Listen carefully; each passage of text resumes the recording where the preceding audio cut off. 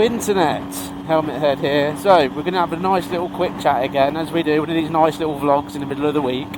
So I would like to talk today about Yamaha. Now Yamaha for me, I mean, I think they're great bikes. I've had a few. One of the ones sort of stands out in my head is the R6, and probably one of the first R6s I would have said.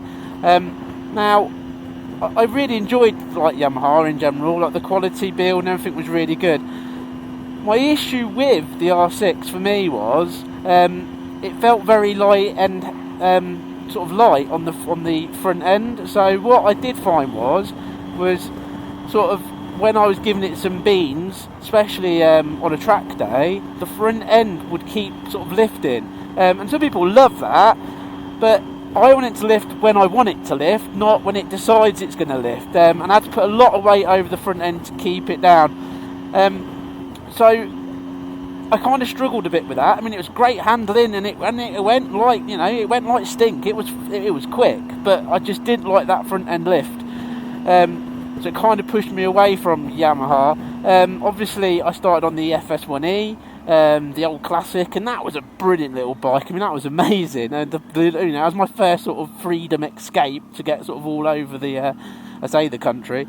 As far as I ever went was probably about, I don't know, 30 miles or so, with my friends on their little 50s zipping along thinking we were really cool. So, you know, I've had a few. What I haven't had, but I think looks pretty good, is the Tenere. Now, you see a lot of guys taking them around the world, tyres and that strapped on the back, and they look like cracking bikes, don't you? I mean, they do. The quality of them, you see them at a lot of the shows as well. But yeah, I'd just turn around and say the thing with Yamaha with me was probably a little bit spoiling of the R6, but you know, that's obviously been changed and improved since then.